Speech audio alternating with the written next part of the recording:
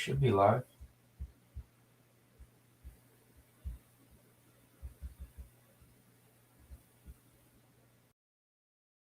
I'm not sure actually. Hold up. Okay, we good?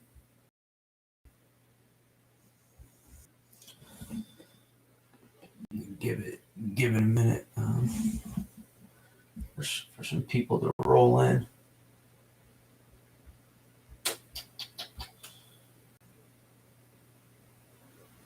How's everyone's Friday night going? Or I guess Friday evening. Not quite Friday night. Hopefully y'all are ready to have a good weekend.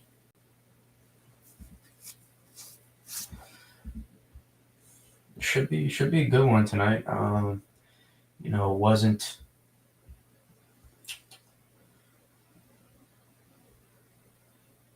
Wasn't the first one y'all wanted. Y'all wanted 2015 first, so we made sure to go ahead and do that. Sorry, I just opened up the comments. If you guys put something in the comments, I just missed it. So, but yeah, looks like we got some people in here. So let's get cooking. This was actually, you know what? I gotta add one more thing.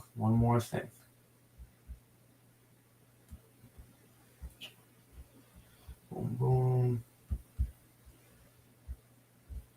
I should have been a little bit more prepared, but that's okay. 10 seconds. All right, here we go. So this was an historic, fairly historic, I would say. Not record breaking, maybe for a couple folks, but this was a good max snowfall event. We saw here, this is what kind of the snow totals we were dealing with. A pretty good plot here by Eric Webb and Alan Nossoff, I think is how you say his name. It was both meteorologists, both very, very good with wintertime analysis and just in general. But Eric puts these plots together, and you can kind of see what we were dealing with snowfall wise here. This was, some of these totals were a little bit bigger. I think, there's some 26, 27s, 28s in here, but you get the general idea. There's 20, it's 24 to 30 inches. I think there was even some 25s in here. So this is where we had 2 to 3 feet of snow, not quite 3 feet, but 2 to 2.5 feet of snow set up. And you can see our second maximus right here in Long Island, and you can also see another area here down by the Jersey coast and into Delmarva. And you notice it's not just quite all one big banded area. And we're going to go into a little bit into the dynamics in a second, but just so you can get the groundwork, or if in case you forgot exactly how much snow. It's not just like one band. I mean, you could kind of draw it like that because most of the dynamics are working through most of the same area, but it's not perfect. It's just not one perfect band. In this case, there's more going on under the hood than just that, and this is kind of why we're doing it. So this was originally, the models sniffed this out pretty early on. They're not the best in the long range, but they sniffed it out pretty early on. And take a look here. Just the 500 millibar setup. I mean, this is a classic, a pretty classic 500 millibar setup, if you ask me. You can see this is our 500 low right here, and this, it's kind of, this particular run is a little bit more suggestive of, interior to get probably the highest snowfall maxima right here, not Maximus, that's just the name, Maxima. And while these areas probably would still make out good here on this common model run, probably still not the best. You don't want the 500 low, if you live along the coast, you don't want the 500 low to track over you. That's typically a sign for you can dry slot or mix, and that's typically not exactly what you want if you live along the coast. But obviously that didn't end up happening, and we're pretty far out at this point for a little over 4 days out, 4.5 days out. So there's still quite a distance, away from this thing at this point. But GFS even sniffed this out, I think, 8 9 days in advance. So this was one of those, last winter it was when you had a consensus of models that were starting to pick up stuff in the 7 to 9 day range. There's usually a good chance you were going to get something. Models that it wasn't usually a lot of nothing if there was a model consensus last winter, and that was something that stayed pretty true for most of the winter. I would say, even if it wasn't exactly as advertised, the models did a pretty decent job, I would say, or at least improved in terms of the long range, sniffing out a lot of these stuff. And then the medium range, we'd see them go back and forth and you know mess with the snow maps in people's backyards, and then eventually they took their time, but obviously models do a pretty good job in the short term getting just a general idea, and then it's for us to use the meso models and all those other things to you know come to a better conclusion of what we think is going to happen. And you can take a look here. Look at the euro. This is greater, just the ensemble probabilities. I'm not a big ensemble guys, some of you, but this was ensembles are a decent tool to have, especially in the long range, and you want to figure out all the different possibilities. They're definitely it's a tool in the bag. It's just not my go-to tool to use, because I'm not trying to figure out. The ensembles can be skewed a lot, and they're not perfect. That's why they're not operational. Those every little model run that makes up the ensemble mean, etc. That's why they're not operational model runs, because they're not perfect and they all have different biases, etc. And those can sometimes even out and add for a decent tool to be a forecast. But you don't ever want to lean too heavy on ensembles, especially the closer you get to events. They don't become quite as useful as some of the flaws that some of those regular models have. The operational models, they will start to hone down better. But I mean, this is a ridiculous, it's rare to see an 18-inch anything pop up for a percentage of greater than 18 inches on ensembles, just in general, at any point during the storm, let alone 5 6 days, about 5 days out. This is rather impressive, and to have this little 20 to 40% pocket rate there. That is a very impressive ensemble mean map. Just this is a little bit less forecasting and more of what the model is showing now, but it's still rather impressive. And that can be a sign a lot of times that you could be in for a big one. So here's at 500 now. A lot of the moving pieces now. Obviously, you can see it's not like this is our storm is past. No, this is not our storm up here, but this is definitely a good source of cold air we're going to have that we had for this system, and these are the main pieces. This little vort stretch we should probably switch from yellow. Don't want to go yellow on yellow, and this little tail vort right here, associated with our main, what's going to end up being our main southern vort. This little tail vort connected to that as well, and this north stream diving down. So it looks a little messy because it ended up being a little messy. But there's plenty of pieces here, and then you have your cold air, in place, sitting over. So we had plenty of cold air to work with this system, and that was not a concern. That was most definitely not a concern. And so this is a difference in every model run we're looking at, and this is closer up. But what we were looking for is the models. They decided to go back and forth a little bit in the medium range, and we were trying to figure out how much can we get this north stream to dip down, so we can get it to interact and get a better stream interaction and get this more aligned with our southern vort. Because what was happening is originally, this was more out here, and this was allowing for a better stream interaction in an earlier phase to take place. But part of the problem that models started to diagnose was then this started getting pulled back more in some of these models, and you can see this model run adjusting a little bit more favorably. We can see a little bit more stream interaction in here. There's less. We see the stream interact. We want the stream interaction to be more like this early, not too much, because you do too much of a good thing, it can turn into a bad thing. I won't list certain examples that just came to my mind, but you get the point.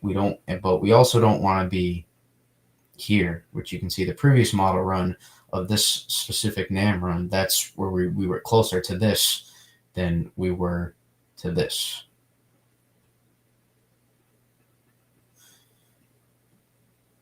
And so that was all leading up to the storm. That was a lot of what we were trying to figure out and breaking down 500 millibars is, obviously we want this to be strong, but, we don't want this to be reserved to the point where we're going to miss a favorable stream interaction so we can get our trough to turn negative soon enough so we can consolidate our energy and push the heavier snowfall totals to farther inland, and that way we can prevent just this being a coastal scraper. I never really saw this system as ever being a complete miss, even though some of the models were trying to show that, and some people were prematurely writing this off. I never really saw this as a miss, but I did see, the potential for, there was high bust potential, which we will get into later on into the stream. And we progressed the run a little bit. Notice now it's starting to become a little bit more visible exactly what's happening. You can see our North Stream more visibly. We can see this. This is going to want to dive down. Remember, we talked about that tail vort on the southern fringe. We're looking for this to try to get out in front of the trough as quick as we can. Again, remember, not too much. We don't want too much of a good thing, because if this gets too far out in front, then we don't want our 500 load track up the coast like this, and that way, we mix all of central in eastern southern New England, which we don't want if we want everybody to get in. I know I don't want that. A lot of Boston folks don't want that, of course, as well. Obviously, it didn't happen, but we don't want too much of that for that specific reason. So, but we weren't super worried about that, given you can see how we're kind of pressing this in place. This is going to get out of the way eventually, but this is our cold air, in place. We have cold air locked in, which is very good to have.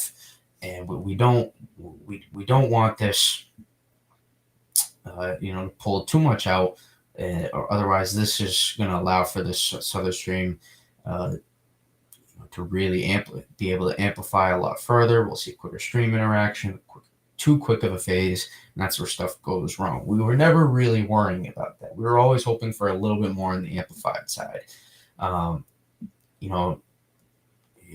Because obviously what happened was we saw our high snowfall totals just set up here in this area, and everywhere else,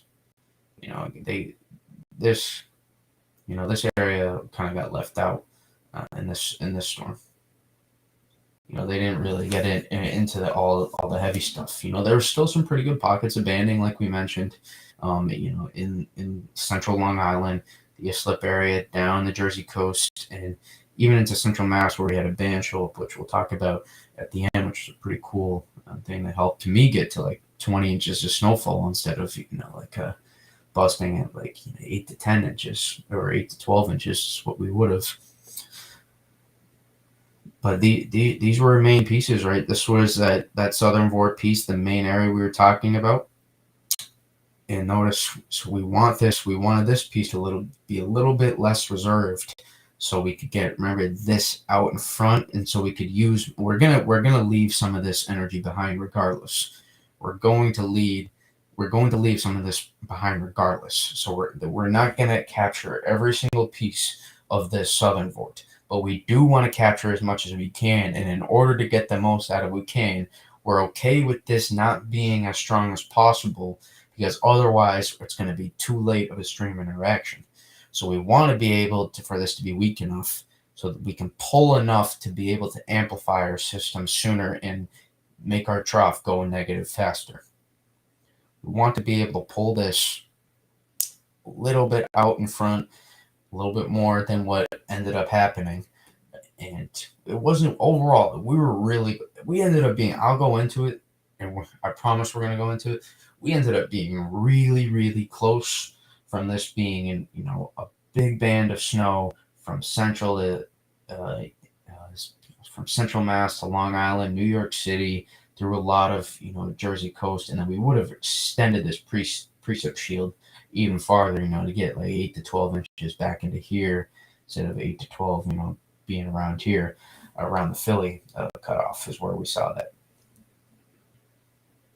So we were really close, but we were just never quite, not quite close enough, and I was about as close as you can get, about 25, 30 miles away from being in 2 to 3 feet of snow, but still made out pretty well. At least I did personally, but sadly, my snow map did not make out all that well, and a lot of others as well. But again, remember when we talk about look at we got our big ridge first of all out here. This is what we like. When we're at this little cutoff low, and we're gonna get into this as well. We're gonna get into a few things, but this little cutoff low ended up being a little problem for us. I think you can kind of see the connection and how it's connected to southern vort a little bit, and we'll get into that too, I promise.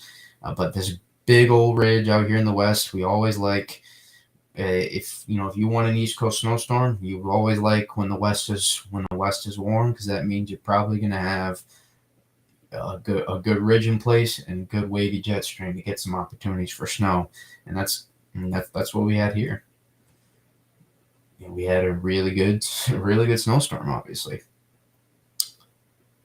But with this wavy jet stream, we're looking for then our trough. Looking to see, this is where our height lines are at this point, and we want to get this to go negative so we can back the flow and back our moisture into the cold air, and we can get heavy snow. Not this is not what actually happened. I'm just showing you, for example. This is what we're trying to create, just in general, for big dynamic snowstorms. So the quicker we can get this to get out in front, the quicker we can get our trough to go negative. This is almost kind of neutral, but you see the point. This is, remember, we talk about this a lot. This is positive. This is negative. I should have done it this way. This is positive. Let's delete everything. This is a positively tilted trough. Here is a neutral tilted trough. And here is a negatively tilted trough, an inverted trough. Notice the difference?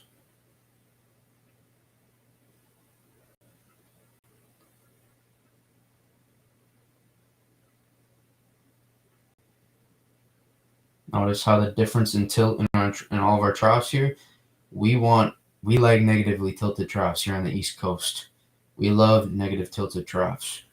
We hate negatively tilted troughs when they go too fast and they could make this the rain snow line. We don't like that, but in general, negatively tilted troughs are our friend for making big snowstorms on the East Coast.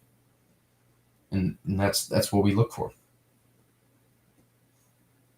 So when we do all this analysis, that's what we're trying to figure out. Now you can see the pieces coming together. In general, this was a pretty broad trough. Not pretty, but it was a fairly broad trough. And as you can see, we're look a little bit stronger of a north stream on this run, which was positive. At the time, it was positive, and this was a little bit stronger, injecting. Notice this piece getting down a little bit further. And we look for this north stream to round the trough base quicker, along with our southern vort, so we can get this to round our trough base and help close off 500 and help our trough go negative faster. And we were pointing in the right signs. And notice too this, right? You can see the convection off our southern vort. See how this gets pulled up. This is a little convective feedback, but you can see it get pulled up farther north and closer to where our 500 low is going to set up on this specific run. Didn't exactly happen like that, but still, this is a little too positive, and the GFS was a little off in this time range, so it wasn't exactly perfect, but it had its little mishaps, and then it came back around eventually. Remember, this is the piece. This is probably our key piece right here. The northern stream is important and was critical, but I'd argue the connection between our southern vort and this cutoff low is kind of where things went, where things went eventually wrong for anybody that didn't live in Eastern Mass, Long Island, or the Jersey coast. Yet you can see with this convection, we want to consolidate this, and if we played another run,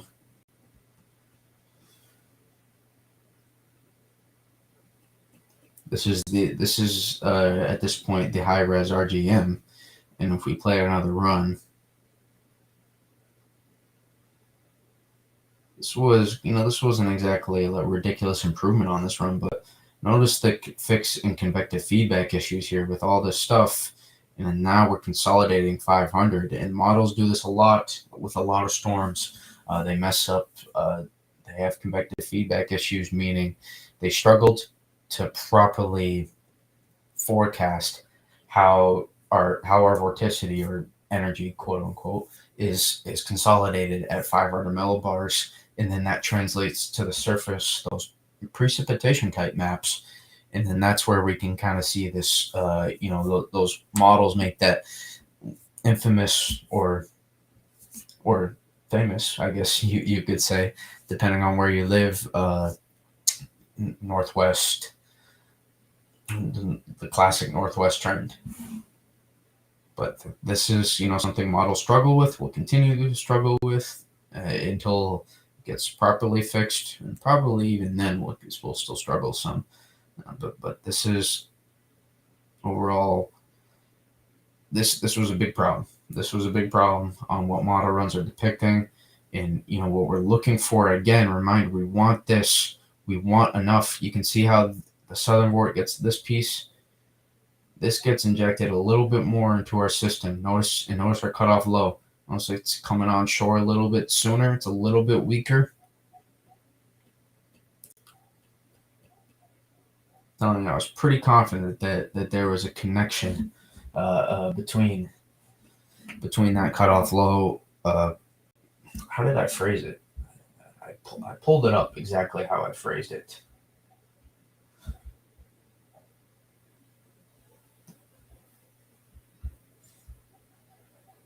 I do. Listen, I take my reanalysis pretty.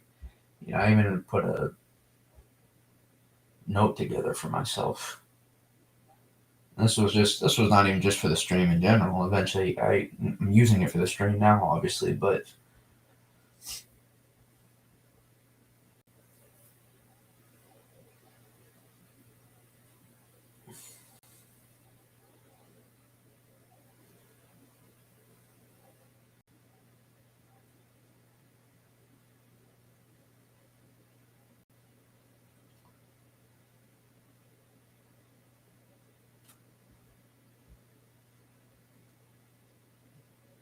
I'm reading my notes right now because I did break this down.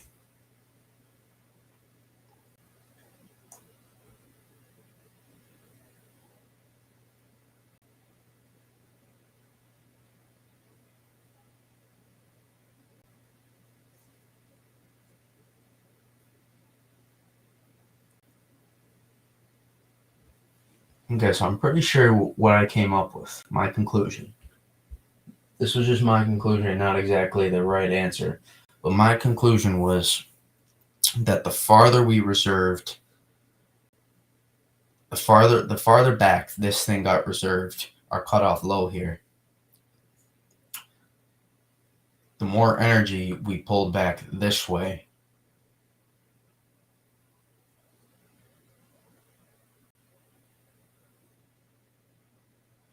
And the more we separated this here, instead of it being more put together, this little kind of tail edge, of this long piece of vorticity here, instead of this being more in line and maybe being able to pull more of this in here, what I think happened was this got pulled more this way, this got pulled more this way,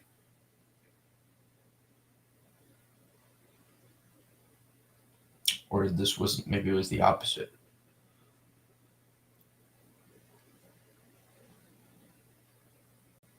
It's the opposite of what I'm saying. So this got more. What happened was this got more elongated, and this being more elongated, this being a little bit stronger, this being having a little bit more pushback to wanting to get just directly injected into the trough, a little bit less susceptible to being weaker, or just little weaker and a little bit less susceptible to being pulled. Imagine the stronger the magnetism, the stronger that magnet is going to work. If the magnetism is not as good, then it's not going to be able to pull it. So with this being a little bit stronger, made it a little bit harder, I think, for this to get pulled into our trough round, and easier, made it a little bit harder to round the trough base and consolidate 500 millibars sooner, and prevent those totals from in that band from pushing inland farther, potentially stronger sooner, which I would have liked to see how that could have unfolded.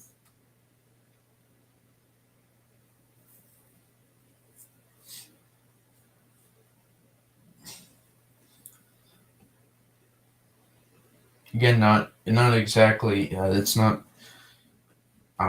It's not factual, but it's I think pretty close to the conclusion I came up with this system. Uh, I'm kind of I'm talking myself in circles here, but this is the stuff I dig for. I try to figure out with all these systems. What happened. And now we take a look more. We look at 700 millibars, remember, for the dynamics of these systems to try to figure out banding, and we can obviously see the euro. When models consolidated 700, when models consolidated 500 more, that allowed our 500 low and our 700 low to become nearly stacked, and this is what allowed to have such intense model runs in some of these. And when we look at this, we look for banding, to set up, here. This is a little dual band feature actually right here, where we have a band here likely, and also a band here. So maybe a little bit of a screw zone, but it ends up being, kind of probably one. You have one big band here, and then a little bit of this probably gets expanded a little bit. Remember, we got cold air pushing against, and you can even see in some of the radar loops, which we'll go more in depth on radar eventually. No, not the best one. Cold air is still not being pushed against.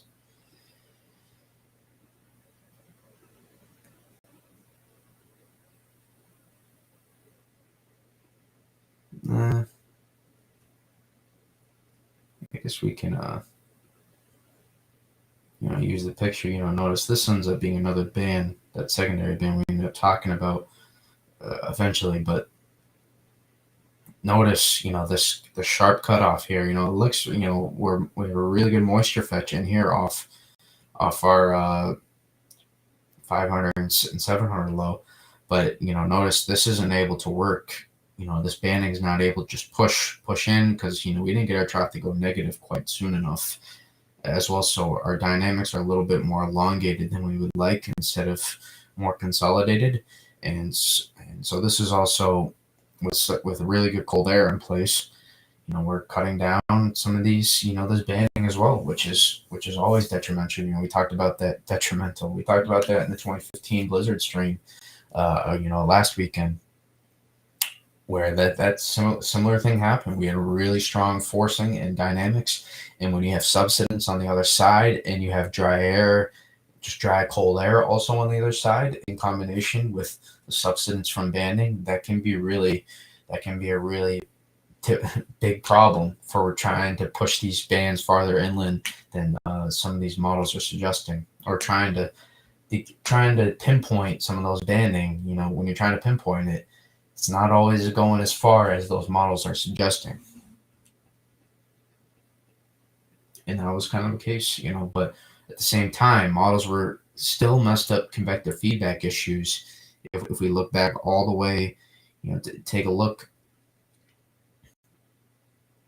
at our NAM model here, still messed up convective feedback issues all the way up until the event.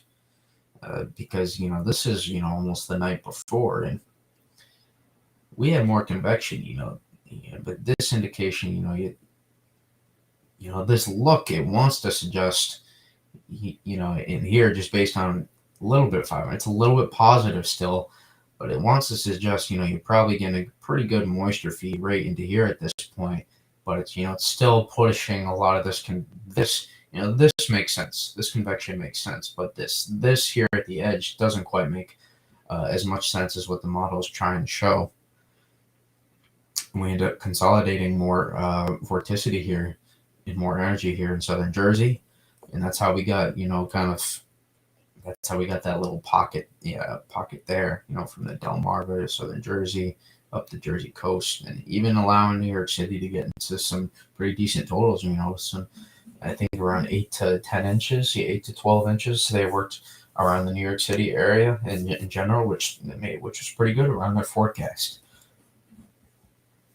It's good that people weren't jumping on the super high totals with New York City, but we did list the potential. We were talking about it. People gave up on New York City a couple days out, but I tried to tell you, no. I still think there's pretty good 6 to 12 plus potential there in New York City, and sure enough, that's worked out pretty well for them. So that was the positive. At least there was plenty of positives from the storm. Just also plenty of negative for these folks in here, Hudson Valley, Western Central Mass. Hudson Valley was never really super in it, but at the same time, they didn't do super well. I'm talking more lower in southeastern Hudson Valley than closer towards the tri-state area of Massachusetts, New York, and Connecticut. I'm talking more of this area in here, this little pocket of the Hudson Valley.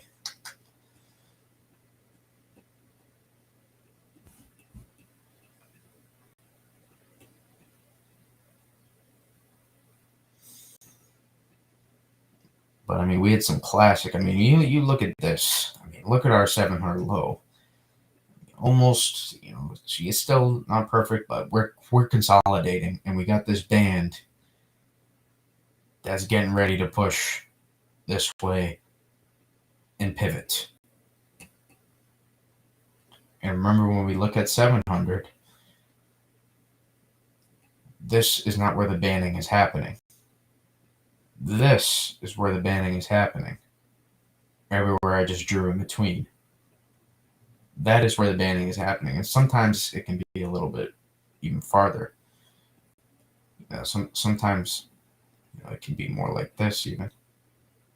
That is where you look for on the 700 millibar banding. It's the same with FGen. Take a look. I mean, some of these model runs the night before, we're really trying to up the ante. I would say the night before, not quite the night before, but I guess you could say 2 nights before New England, but technically the night before for the Mid-Atlantic, because they got their snowstorm happened Friday night, and it was more Saturday during the day for New England. But remember, we look at 700. Your eyes would say, "Oh, this is where the most action is happening on this map." No, this is not where you want to look. You want to look in this area. Typically, is where you're going to look for in between from that point I drew here and all the way in between here. This is where your action is happening in the band, and maybe a little bit too far, but I mean, still around that area is where you would look for with this kind of banding, and that kind of said 700 millibar FGen also lines up with the 700 millibar vorticity look. You can see we have a closed off, really tightly closed off, consolidated 700 low, just east of Long Island.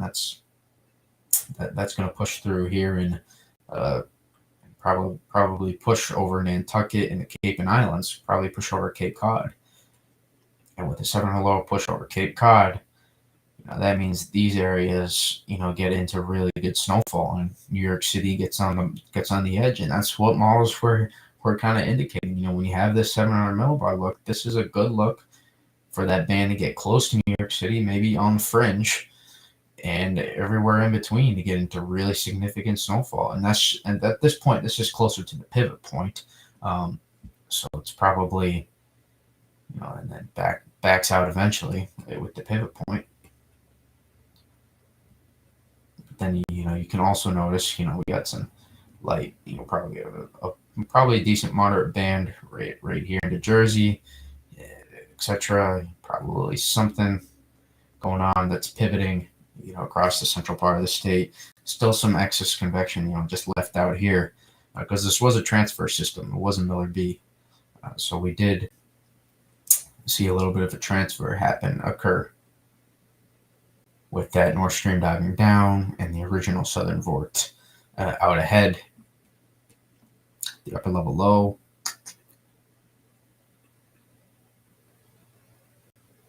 Right, remember this is go one frame earlier. All right, so this is these are the two pieces. So this North Stream here, but with our original Southern Vort upper level low, and with the tail Vort. So it's not quite a 3-part because this Southern Vort's kind of just more one piece connected, and this is the next piece to come in, and the North Stream kind of came in waves. That's usually how it goes. It's usually not just one perfect, doesn't just go in. It usually comes in a little bit of waves because stuff's complicated out up in the Arctic.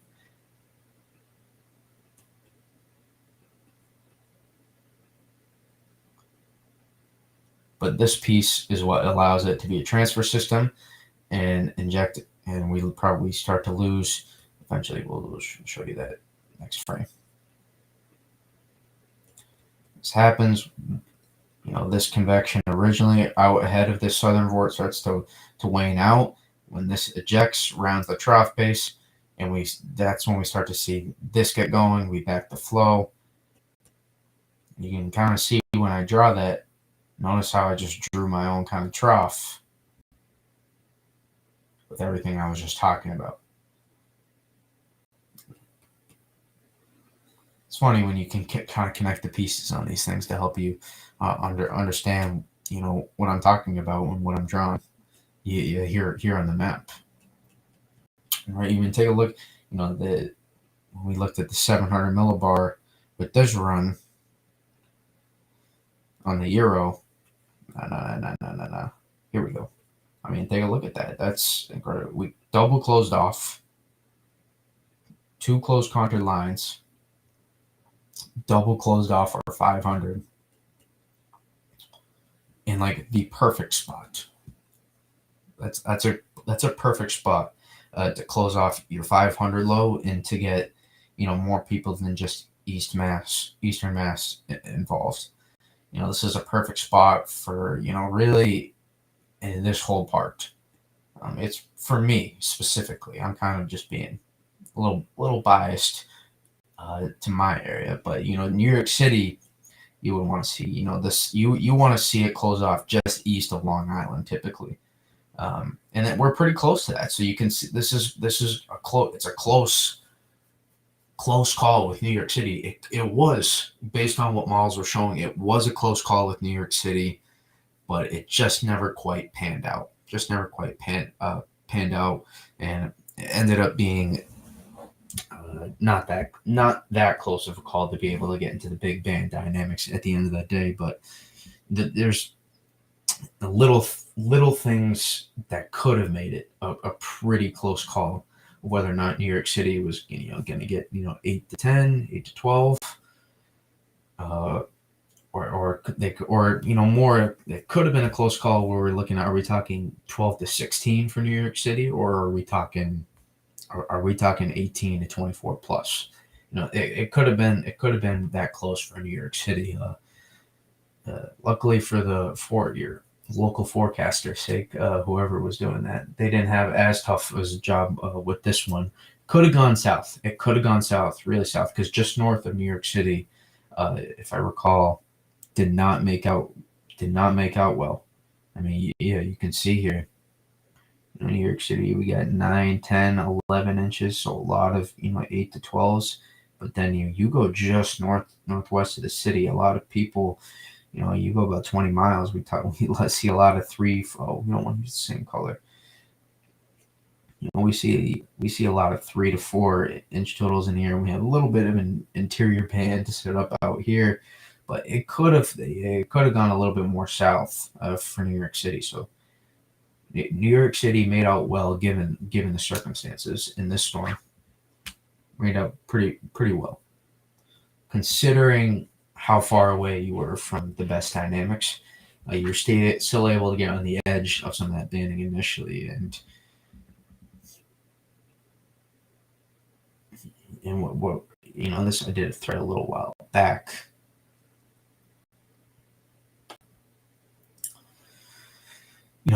Covering a lot of this stuff.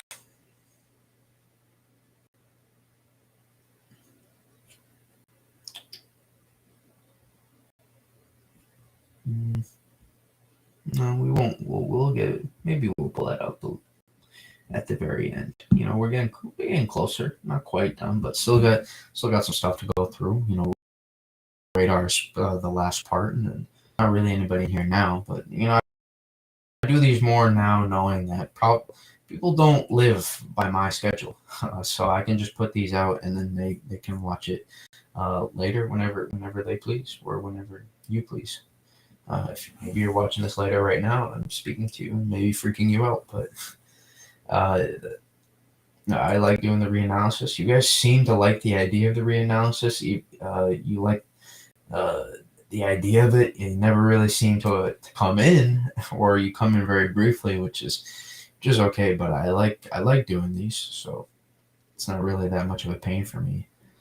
But I like to be able to do these reanalyses, and I can't wait for the actual ones, because I know that the more interaction will be a lot more fun. I know that for me, I'll be able to answer a lot of questions. It'll be a little bit more pressing, because there'll probably be a lot of people in a lot more people in the chat. Just based on from doing these in the past, and this channel growing even more. So I'm certainly excited for it.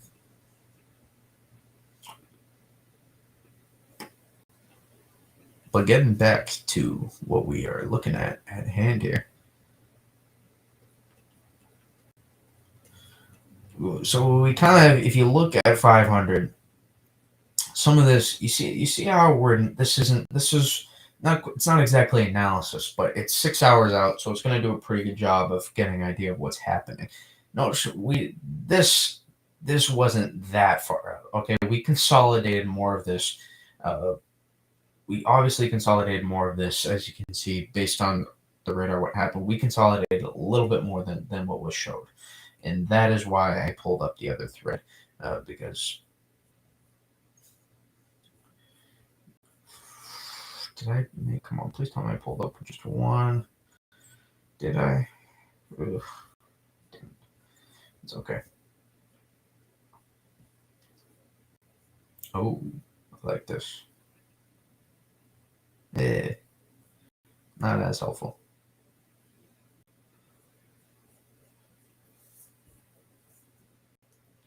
Okay, we'll do. Uh,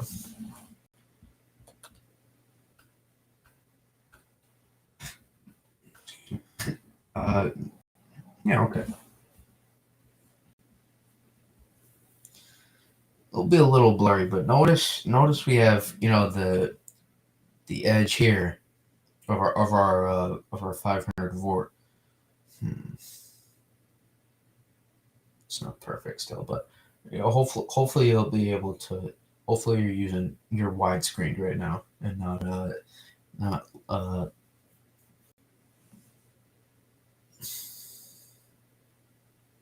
vertical with your phone. Jeez, that took me a while to think of that word.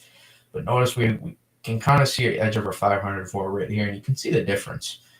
We did not. The Struff was not as inverted as was depicted. That was a problem.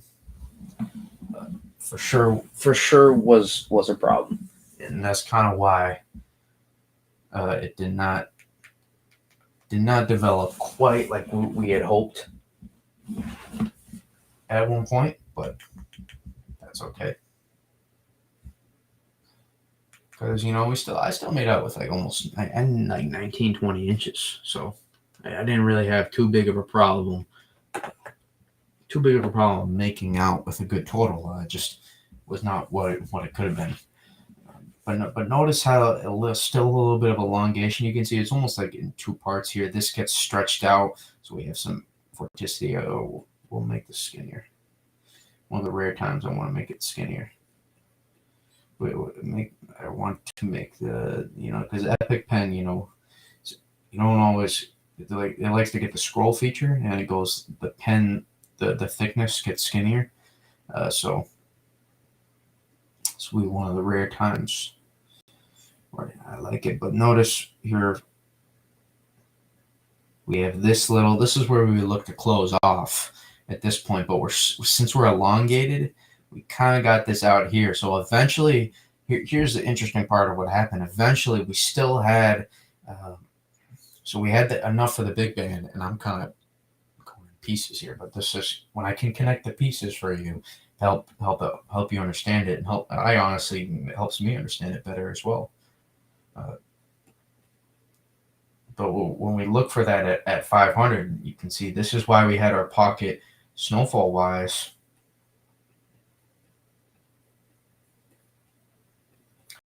Notice it almost in a few parts like we talked about in the beginning. Because we consolidated our energy here as well, and then a little bit of elongation. So they kind of got the best of two parts a little bit, almost Long Island, which is why we saw some totals in here.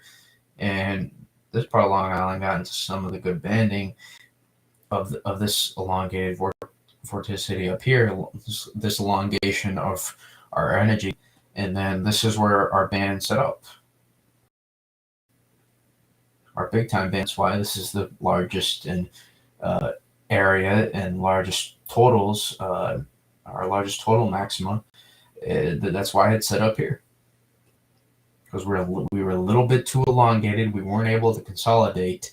And that is the end of the day why this wasn't as historic as it could have been. Still a pretty historic snowstorm for many folks, but it did not reach its full ceiling, sadly for many of the interior folks.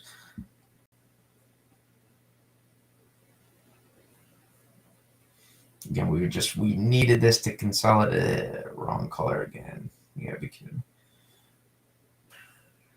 We just needed this to consolidate a little bit more. We wanted this trough to, instead of be here, we wanted this to invert like this just a little bit more, and we didn't quite get that, sadly. Sadly, as a snow lover, I know some people are glad. Some people don't like the snow. Some people just follow me for the information. They don't like the snow, which is fine.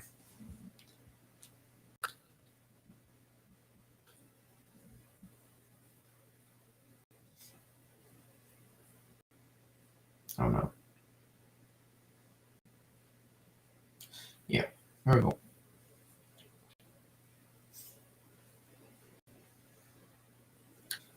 Now let's go to radar. We'll finish off with the radar.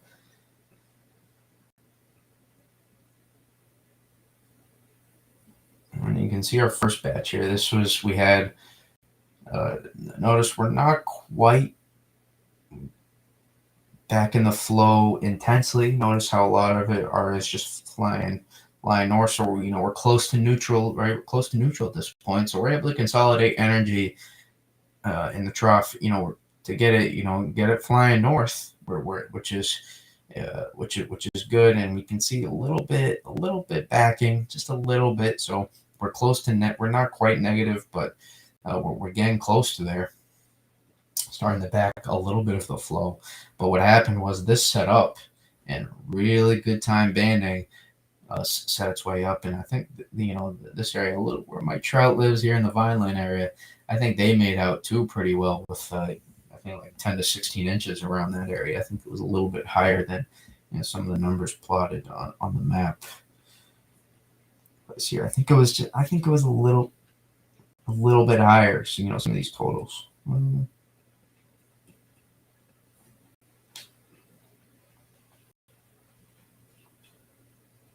Yeah, just a tad. I mean, it's close, but it's just me looking at semantics. But then as we progress, how will this loop play? Here we go. Yeah, you can see radar here. We talked about it on last stream. We always look for that little skinny band to set up, and that's our skinny band. And then we look to the east. We look to the east to where that skinny band sets up. This was less of a skinny band and more of just an initial band that got out in front. You can watch our skinny band.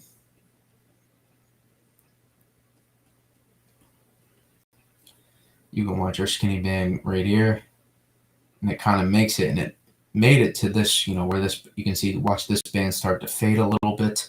It's lost some of the best dynamics, but this area made out, you can see they made out super well.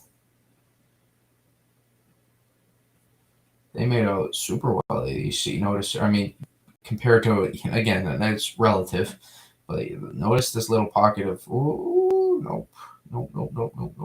Here we go.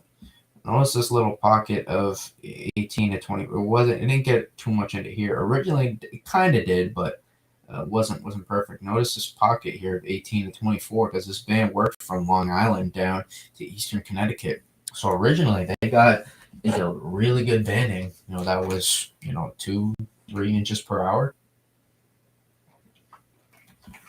And they worked into that band for quite a few hours. If I show you the radar, good old radar loop again. And we notice here, this band was clearly in place, probably around, I forget how early. I mean, I can even take a scroll. See how early that band set up. Oh, it was there. It was 7. It got there around 7:20 a.m. I mean, I can even add a little piece in to show you, because I'm working from multiple devices as always.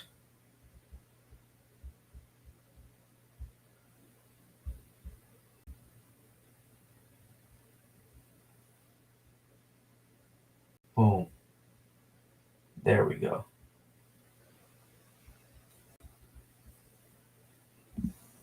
Now,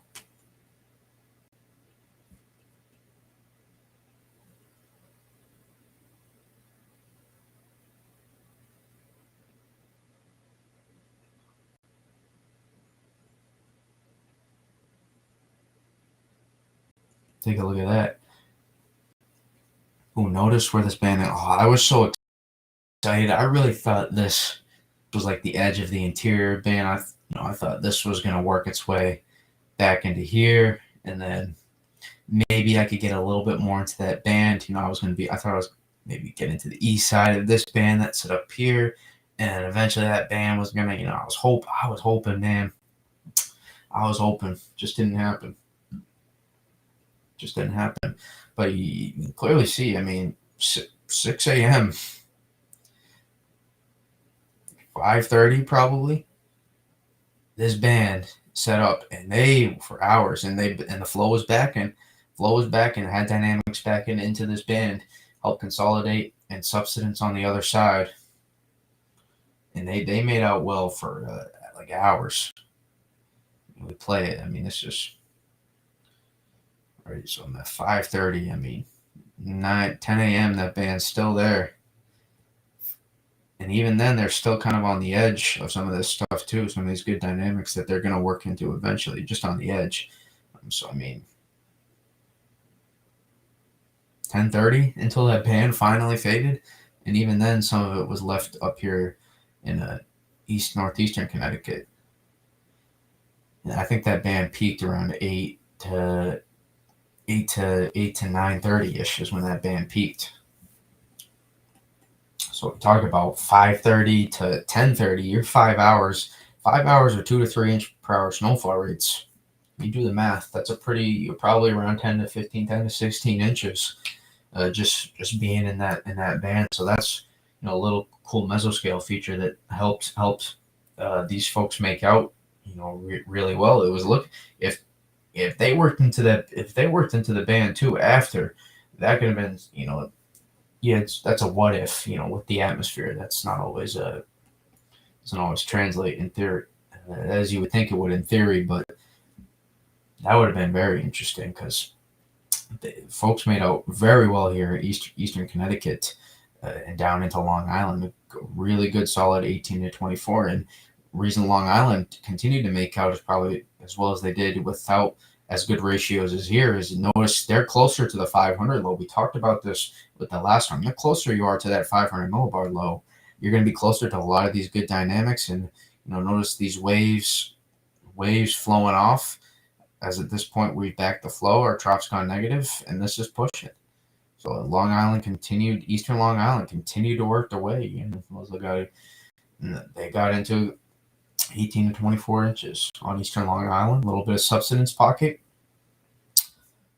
in between, but also another pocket of 18 to 26 ish in Central Long Island.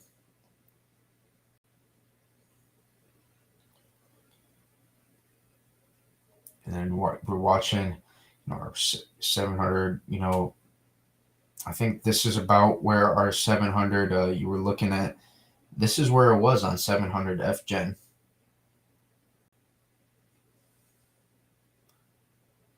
This is where we were looking at on 700 FGen as our area. And notice, this is kind of where our subsidence area is at this point, and our band is setting up, boom, right here. At this point, just a little bit on the edge of Boston and more east of Boston, so South Shore, southeastern Mass, working really well. Northwest southeastern Mass, I would say, they worked really well into this banding, in the morning hours, and then as we're gonna watch this band pivot, and notice almost gravity waves and kind of we got gravity waves here. It's just convection though that's being pumped here, and we can notice more banding consolidate. When you get this, you're going to get really good bands just pop in spots, and they'll work their way northwest to where the best dynamics are, and until they get to that deformation band, and that's where they'll kind of stop. And probably in other storms, it wasn't this one in particular. Still a little bit, but not quite to an extent. You'll get this to push out, and you'll get waves of banding off this. I guess that wasn't the best way to draw it, but you'll get waves of banding to draw off, and push farther, so you get a more expansive precip shield, and it's not quite the same as being in the middle of the band, but you're able to push off. But that was kind of our cutoff. I would even argue here was kind of our cutoff for the biggest snowfall totals.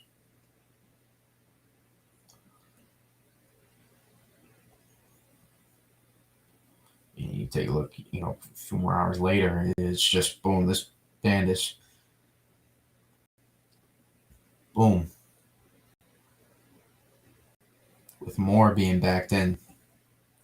Just a big fat band that's set up, and then new band starting to get going here.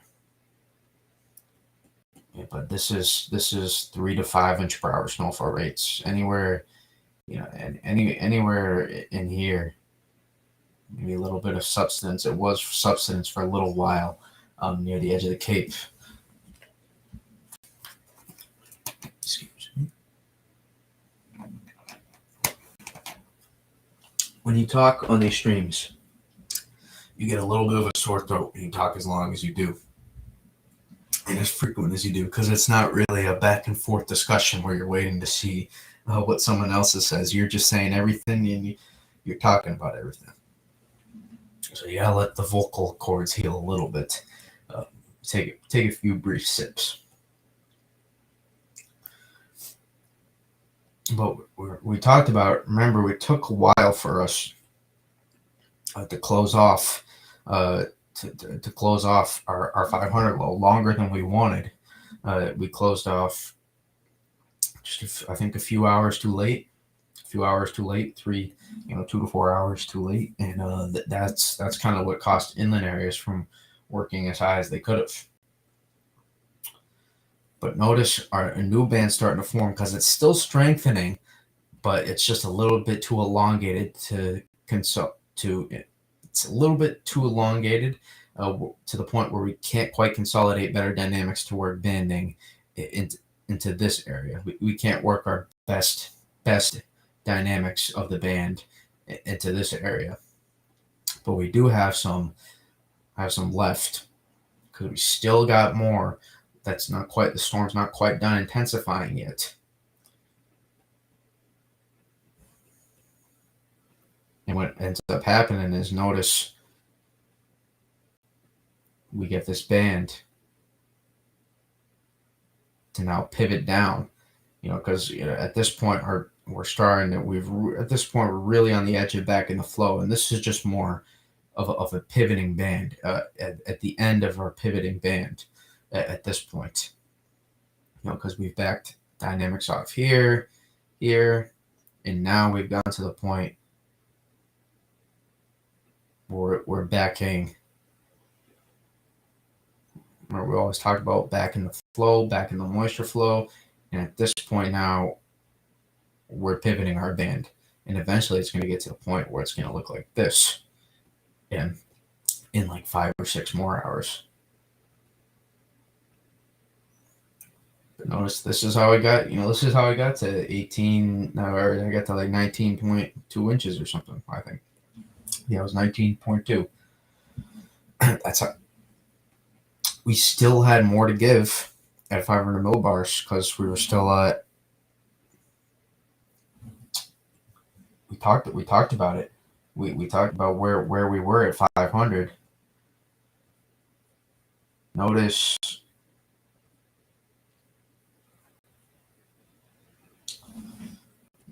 right here that this is where we would look for to consolidate at 500. This is where we would look for. So this was still working its way north, even though this was a bit elongated and our band set up shop here. Whoa. Of course, my voice really starts to go when we get a couple of people in here, but that's okay. So we still have, oh my God. Excuse me. That's probably really loud with the mic, but I'm trying. We're almost done. Powering my way through. We still have more to give here at 500, and there's more convection that's still firing off, and so this is still working its way through. And as it got closer, that's when we start to see it coincide with this band kind of taking off, because we're still intensifying. And we ended up, I think it was 5 p.m. or it might have been 7, somewhere around 5 to 7 p.m. we saw our low get double closed off, double countered. So that did ended up happening just a bit later than we wanted to. We wanted that to happen around 2 or 3 p.m. Instead, it happened around 5 to 7 p.m., which was just a tad too late. A tad too late when we wanted that to happen. But this big time pivoting band, I would maybe not big time, but we consolidated 1 to 3 inch per hour rates in here. It started off more 1 to 2 inch per hour rates, but in time we ended up really saturating the atmosphere, uh, and we ended up seeing pretty good snowfall rates. Some folks were reporting I think 3.5 inches per hour. Jesus, this is frustrating. This is frustrating me with my voice right now because I've done 3 hour streams before. It's never been this bad. Whoa, let me get another sip.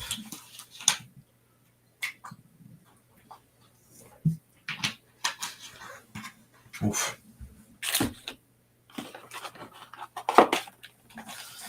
But we get this band to consolidate down, and I picked just the perfect time. As soon as we get 3 4 people in here, I picked that time for my voice to go out. But if I play the next loop here, oh, what went wrong there? No, here we go. Notice, right? We're still more to give. This is a few hours later, and we're still pushing down this banding. That's kind of waves of banding at this point coming off. So it's a little own special deformation banding for Central Mass at this point.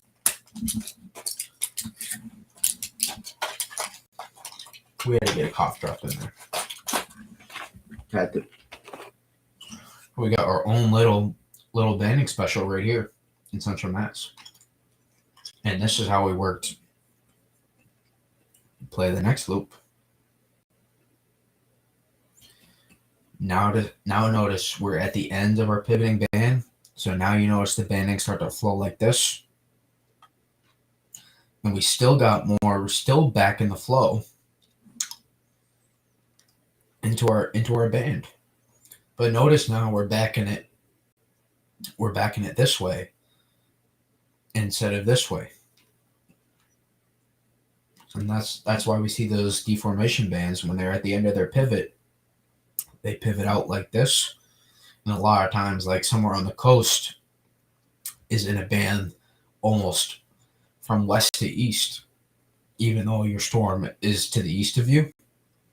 Even though the center of your storm is east to you, you see the band work west to east. That's because you're at the end of your pivot. And that's where we got kind of close to with Boston. They ended up pulling out like this. Some of their last few bands that weren't as strong. Boston was kind of in a little bit of subsidence because when you get strong lift here on either side, you get subsidence. I just kind of drew all over that, made it a mess. But notice this is really well put together, this banding. It's really, you can see all the DBZ on radar. You can see they're kind of well put together at this point. It's not like really speckled. You can see it's like really put together. It looks really a pretty decently consolidated band. So we've saturated the atmosphere more at this point, and that's where we saw. I think I had one of my followers tell me here in Franklin that they had eventually that band got to them, and they had like three something inches per hour, which is impressive. And I think even they didn't put this, but I had another follower report over 23 inches in Marlboro. So there was some pretty good, still 16 to 24 inch totals in this band here. Even though some of these folks kind of got cut off a little bit, anywhere, these folks in here in this band made out really well, because especially some of these folks got on the edge of this band at least. I mean, these in here, this was kind of a big screw zone too. They were on the edge of the band. Right in here, this was a screw zone because they didn't really make it into any of this stuff, and they were just too much on the edge of the band to never really work into any of the band in here. So they got a little bit of a screw zone for some folks in the Eastern Mass that were caught in between that secondary deformation band that formed and the actual big time band that formed over Boston and southeastern Mass, obviously.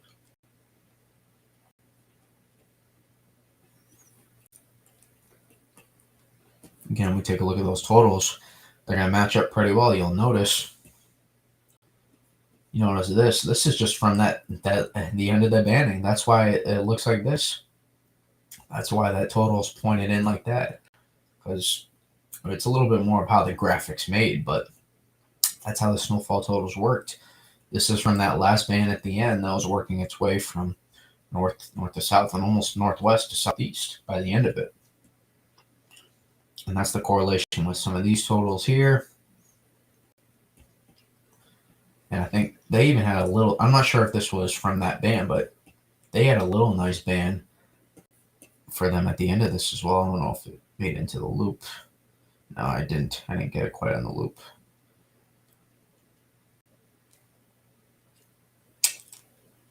It's okay. But they even there was another band on the edge, a little skinny band that worked on the edge here.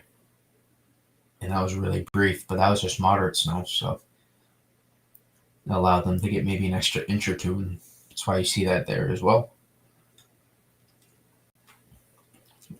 Well, the areas that made out really well. Jersey Coast. Jersey Coast obviously made out well. Sorry for my voice sounding a little weird, but I'd rather sound it a little weird than freaking hoarse. I'd rather have it sound like that because I have a cough drop in my mouth. Little pocket of here. Remember, the dynamics got super elongated. Not super, but more than we would like from our actual 500 low. And this led to to more problems for areas in here inland. Switch to yellow because we weren't able to back the flow and consolidate enough and consolidate our big band here. Even though this area made out well, it's because they're closer. We talked about this with the blizzard of 2015.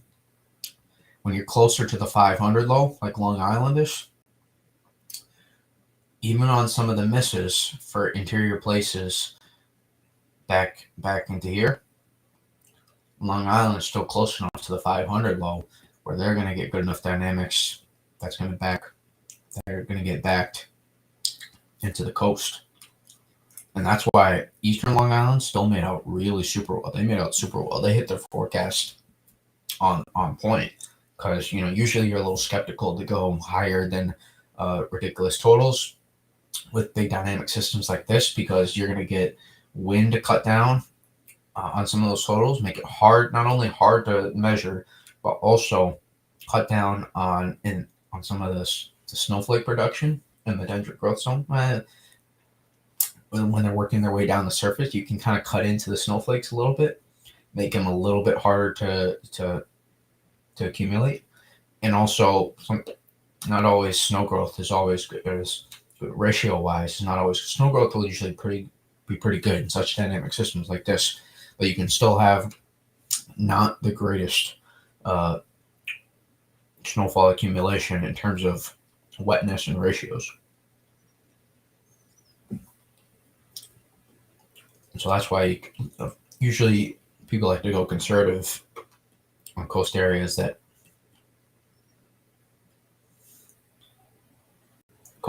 aren't here. People usually like to go more conservative with their forecasts all the way down the coast. Just because there's a lot more coast. New England specials a little bit farther north, a little bit more colder air. They can work into them better. That's not like factual for every storm. That's just farther north you go, the more snow. That's just kind of how many times you heard that in your life. That's just kind of how it works. So the north gets more south than gets more snow than the south. Eric cut off the graphic here, but Maine did make out pretty well here because they had a band uh, that worked through them as well. So there was a big pocket of like 18 to 30 inches in Maine as well. And honestly, the best totals probably ended up being just offshore. That band probably worked its way and consolidated a little bit further to the east and just offshore. That's what really prevent this thing from being as historic as it could have been, because we could have seen widespread to 24 to 36 with this one. Widespread. I'm talking a band from here to here of 24 to 36. Oh, excuse me. Jeez. I'm sorry. But or we could have been talking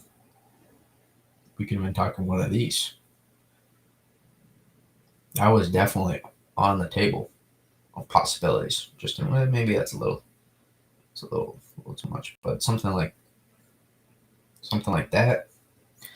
In New York City's right on the fringe, and they get like 15 to 20, and in here it's all 22 to like it's like all 20 to 30s with lots of 30 to 40 inch totals.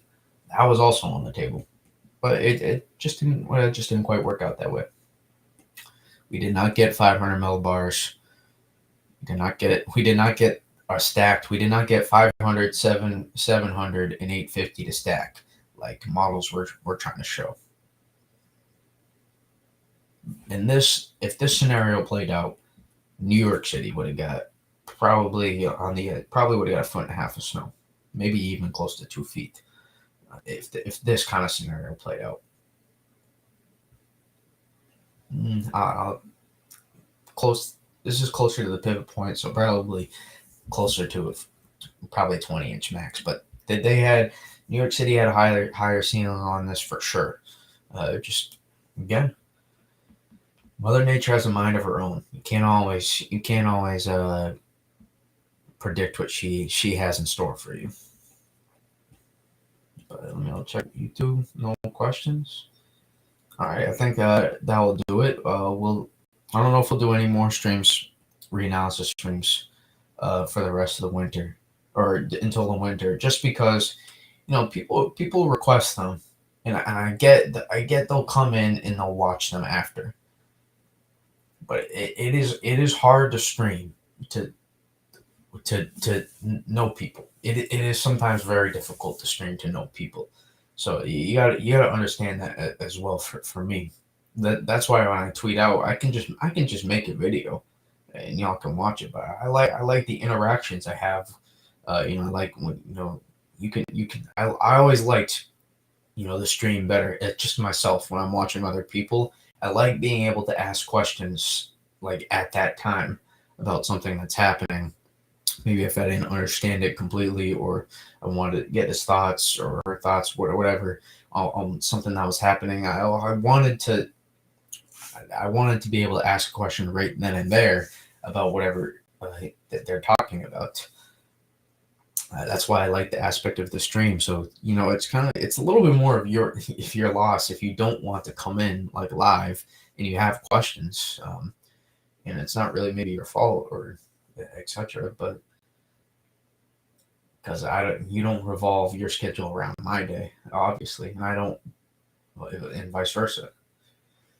But you gotta understand, it's not extremely fun to stream to 0 people, especially when I put out stuff that when you guys want to come in, when I put that out there. Maybe it's me being a little selfish, a little bit, just a little bit. But that combined with, I really love to watch. I love watching sports, and with the NBA coming back, I like to watch a lot of basketball. I love to watch football, even baseball too. It's gotten hard to watch, and the Red Sox are out of it at this point, so I don't have a horse in the race. But I think probably this will be one of the last re-announced streams. If you guys really want it, for whoever those who are rewatching this and have gotten to this point, if you really want it, you know, then let me know. You know, not you know, it's more than just me putting out there. I think I'm going to do this. Put a picture of the snowfall totals, and then you guys like it, and then not many people end up showing up. Because it's easier to just say something, but to actually execute and do it, it's a little bit more complicated. But if you guys really want it, I will try to make out, try to pick out and make out time. Happen to work. I had a little bit more freer. I ended up being today than I thought I was going to be, so it worked out pretty well. Sadly, we just didn't get as many as we didn't get the stream popping, sadly, which is okay. And again, you guys busy. Hopefully you're doing something fun on a Friday night. Not just watching me stream. I'm sure you got better things to do, but I will be active on Twitter. Obviously I'm big on the Siberian snowfall right now. Keeping tabs on that because that is big for winter implications. We're on the bottom third tier of that right now.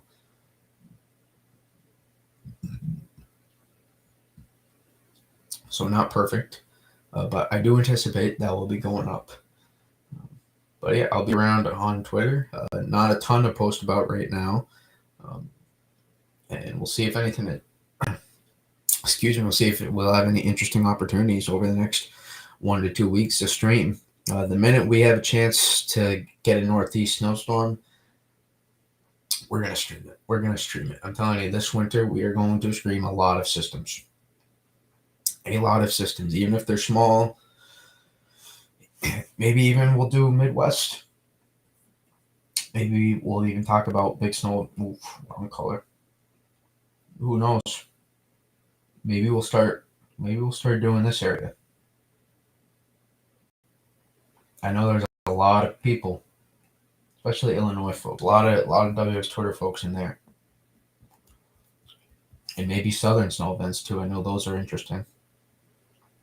Maybe we'll do some of those. But we're definitely, you can almost count on.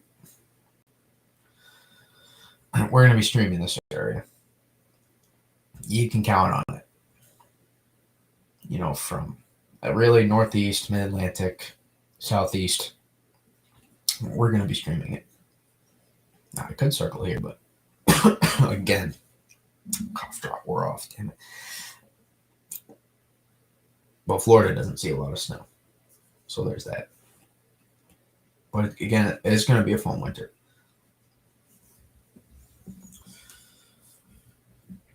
Even if a lot of stuff doesn't come to fruition, we're going to have a lot of fun tracking. But that's going to do it for me. Because it's the end of the stream, and I've kind of dragged it out at the end here. And also my voice is gone. But I hope y'all have a good night. Jeez. I hope y'all have a good night. Oh my God. I hope y'all have a good night, and I'll